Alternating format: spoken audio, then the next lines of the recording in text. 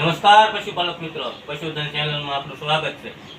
તો આજે આપણે પશુપાલકનો પ્રશ્ન એવો હતો કે દૂધમાં ફેટ નથી આવતા. તો આજે આપણે એક ડેરીની મુલાકાત લીધી છે. તો આપણે ડેરીના ઓનરને મળીને તેનું પૂરેપૂરું નામ ને પૂરું સરનામું લઈને ફેટ વિશે આગળ આપણે વાતો કરવી. તો પૂરેપૂરું નામ આપો ભાઈ તમારું.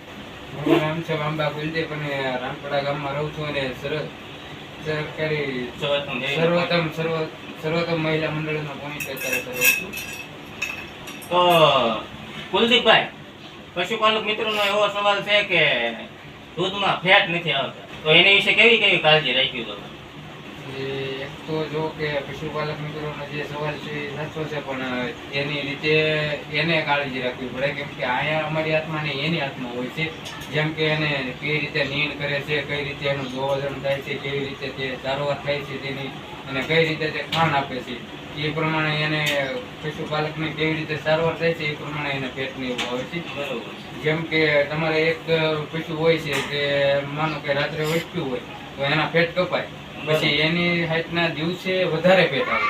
રાત્રે કપાણા હોય તો સવારે પછી ડબલ આવી જાય.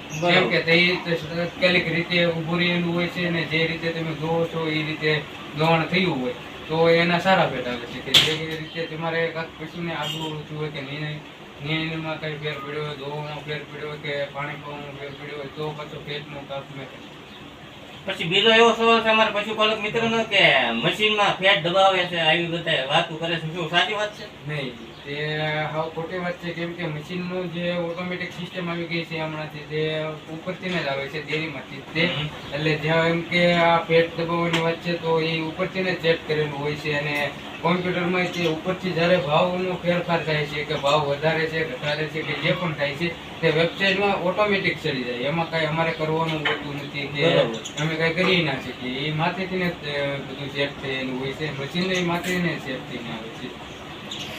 તો પશુપાલક મિત્રો જોયું ને, કેવી કેવી કાળજી લેવી જોઈએ આપણે દૂધના ફેટ લેવા હોય તો, કેવા કેવા ખાનદાન દેવા જોઈએ, એ સરસ મજાની માહિતી આપણે કુલદીપભાઈ આપી છે. કુલદીપભાઈ, આપણો ફોન નંબર આપો.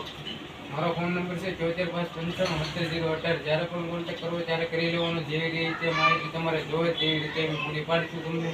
અને જે રીતે આપણે આ અત્યારે યુટ્યુબ ચેનલ ચલાવે છે અમારા રમેશભાઈ, એને સપોર્ટ આપો, સાથ આપો, એને સબસ્ક્રાઈબ, લાઈક અને શેર કરો, વધુથી વધુ કોમેન્ટ કરો. જો મિત્રો આવા નવા વિડીયો તમારે જોવા હોય તો આપણી ચેનલને સબસ્ક્રાઈબ કરો, લાઈક કરો, શેર કરો. અને આજુબાજુના ગામડામાં જો કોઈ કોઈને દૂધ ભરવાની સૌત્તમનો પોઈન્ટ તો રાણપડા ખારામાં છે. તો આ કુલદીપભાઈનો કોન્ટેક્ટ નંબર આપેલો છે, તો જરૂર શેર કરજો. તો કુલદીપભાઈ, અમારા પશુપાલક મિત્રોને સારા એવા તમે માહિતી આપી એ બદલ ખૂબ ખૂબ આભાર, ધન્યવાદ.